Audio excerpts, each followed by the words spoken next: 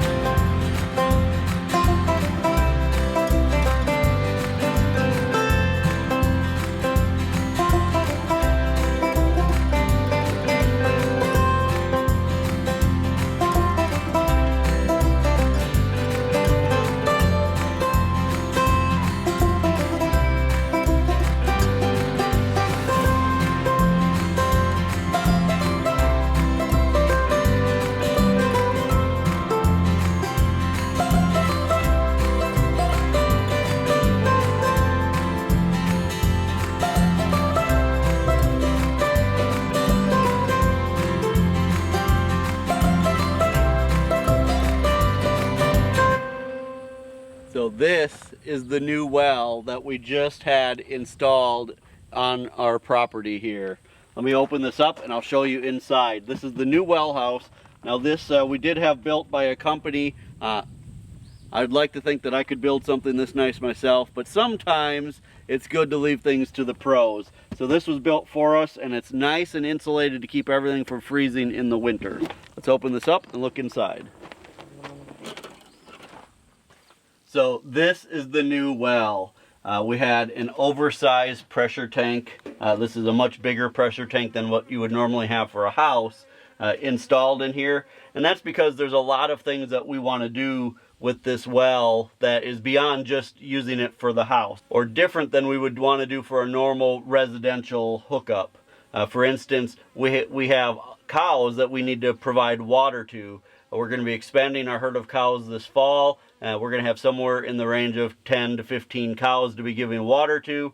We also have our dairy cow who drinks a lot of water. And then we're also going to start expanding our gardens and orchards on this new piece of property as well. So lots of different things that will need water, and this will be able to provide us with a lot of water.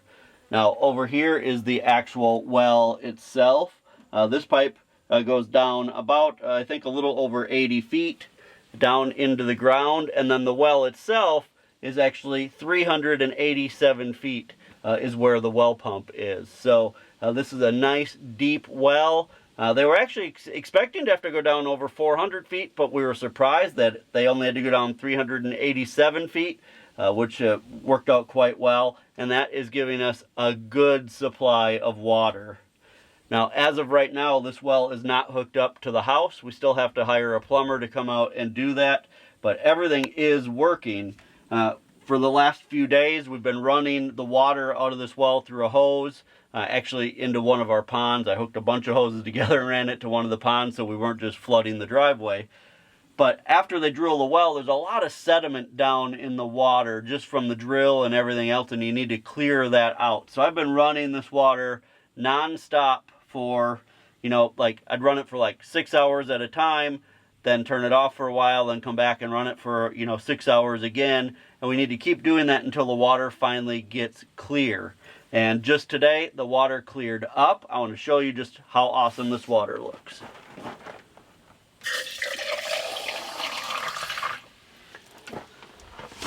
Nice, clear water from the well. Ice cold, which is awesome. Excited to have this new well on the property. This is going to open up so many possibilities for us. The first thing that we're going to do is today we're actually going to set up Hope's water trough, which is our dairy cow. We're going to run, for now, just a hose over to her pen, set it up on an automatic waterer so that she can have a nice clean source of water. We can fence off the pond that she normally drinks out of, and instead of drinking pond water that she's also going to the bathroom in, she can have a nice clean source of water.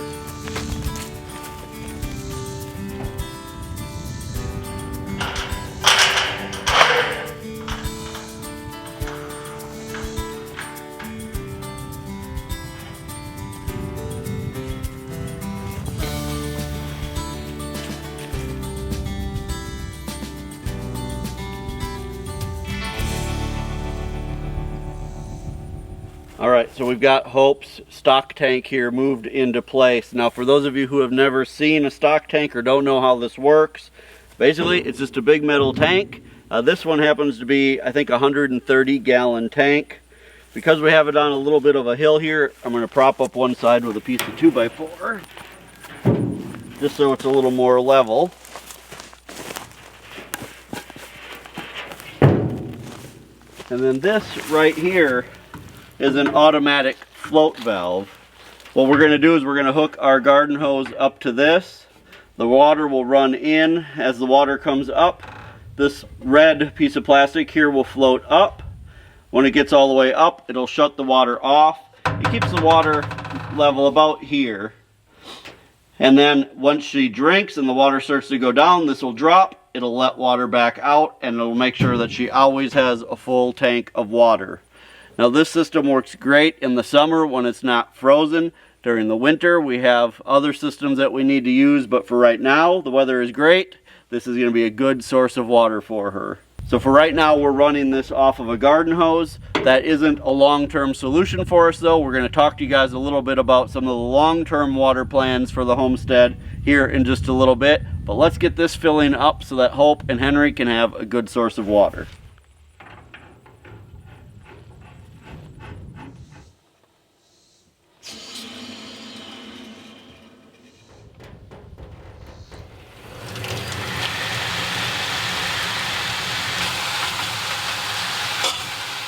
Now that we have the new well drilled on the property, this is really going to open up a lot of possibilities for us. I talked a little bit about that before, but I wanted to tell you a little bit more about our plans. On this property, there's about 5 separate paddocks for the cows, all that are, quite a few acres in size. Currently, the cows rely on ponds that are on each of those paddocks to give them water. But on a year like we're having this year, where we haven't had any real amount of rain in about 3 months, a lot of those ponds are just about dry. In fact, we're going to go around and show you in just a little bit why we can't rely on those. So by having this well, which will provide us with plenty of water, we'll actually be able to have water lines installed that will be able to tee off into each of these paddocks and give us the ability to give water, just like we're giving to Hope, to all of the other cows that we have as well. Before we go take a look at the ponds, there's one more thing I wanted to talk to you guys about, and that is rain catchment.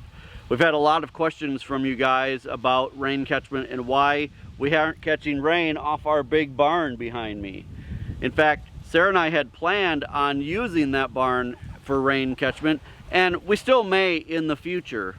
But after looking into it and looking at how much water we would need every day to raise the cows, to raise our gardens, and all of the other animals on the homestead, we realized that rain catchment just isn't going to be reliable enough for us on an ongoing basis. First of all, there's the expense of actually collecting that much water.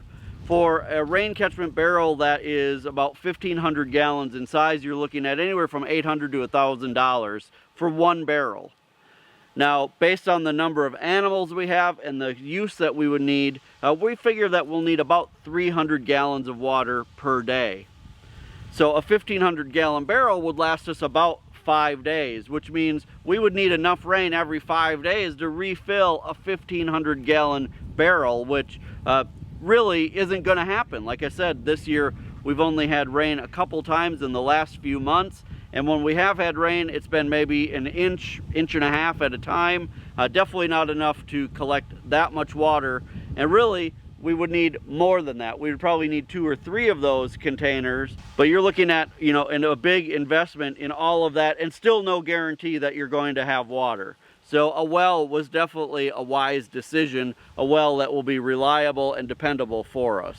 Here in the Ozarks where we live, this is a pretty typical summer. We start off very wet, but then there's a pretty long stretch where there are droughts through the summer, which is why we use the drip tape irrigation in our garden to get us through that hot part of the summer.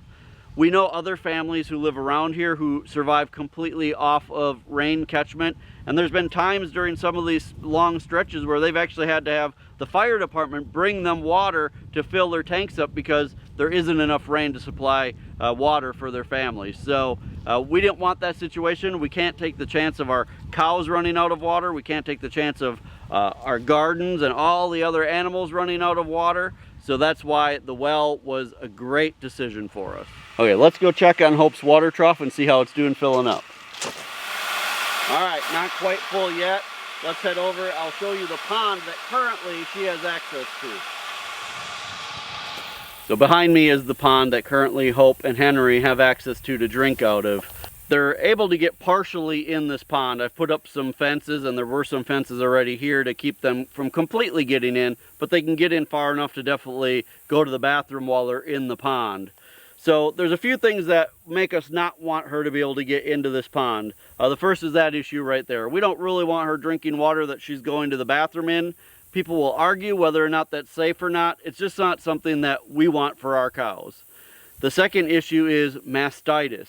Because she's climbing in this pond and it's deep enough that her teats can get in, we're afraid of mastitis, especially on a milk cow that we're milking every day. The third reason that we really don't want her in this pond is snapping turtles. We have caught a big snapping turtle already in this pond, and as much as I would like to think that I can always keep them all out, the truth is there will probably be more in there over time, and even though I will try to catch as many as I can, I would prefer to not have them in there. The reason you don't want a cow in a pond with snapping turtles is because when their teats go down into the water, the snapping turtle will actually bite them right off. And that is not only just terrible for the cow, but also she's our milk source. We need her to be in good shape. So we need to take all of those things into consideration, and we need to keep her safe, and we need to give her a good fresh source of water. So let's take a walk around. I'll show you some of the other ponds that we have on the property and talk to you about why we don't want the cows in those ponds as well. So this is one of our ponds behind us. It's not much of a pond at the moment, but there are times of the year where this pond will be full all the way up to the top. mostly in the spring when we've had a lot of rain. But you can see now that this pond is pretty much dry. There's just a tiny bit of water in it. So this is one of the reasons we can't rely solely on ponds as a source of water for the cows, and that the well is one of the things that will really be able to sustain them through these dry periods. Now this pond is in an area where the beef cows are raised, and everybody around here where we live allows their beef cows into ponds during the summer as a way to cool off and as a way to drink. As far as the beef cows go, we are going to give them still a fresh source water from the well, but we don't plan on fencing these ponds off to keep them out of. Now obviously this isn't a spring-fed pond, this is just a runoff pond, which means when it rains the water runs downhill and collects here. Now we were talking earlier about what to look for when you're looking at homestead properties. It's good to know the difference between a spring-fed pond and just a runoff pond. A spring-fed pond should never go dry and give a good consistent source of water, where a runoff pond like this has the potential to go dry.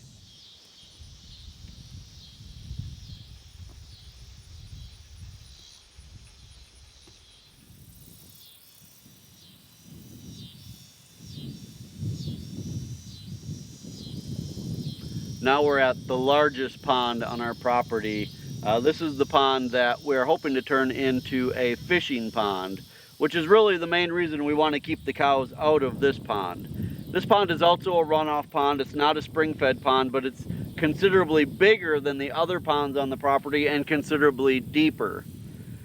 Right now, this pond is also quite low compared to where it is in the springtime, but you can see that there's still plenty of water in it, which is why this is the one we want to turn into a fishing pond.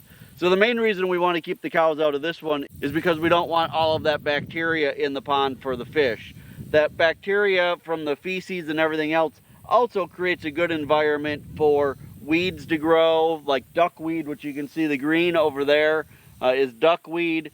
And so we really want to keep that out so we can try to clear this pond up and make it into a nice habitat for fish.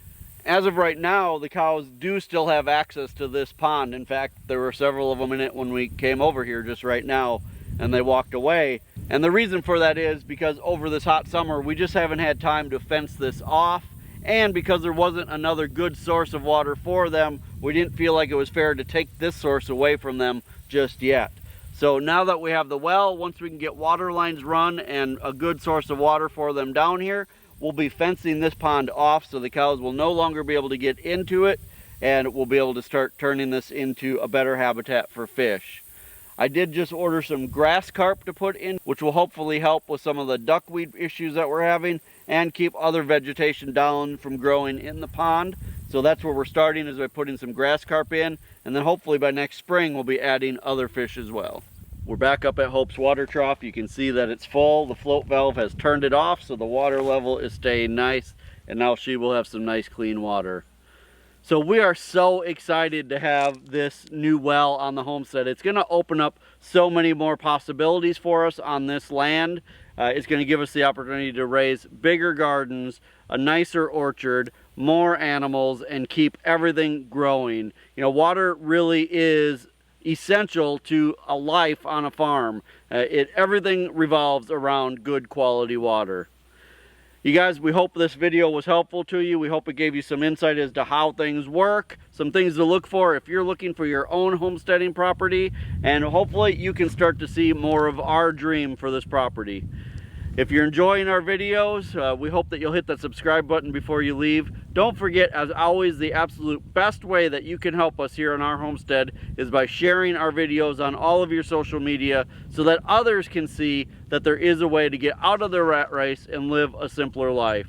Until next time, thank you so much for stopping by our homestead. Take care and God bless.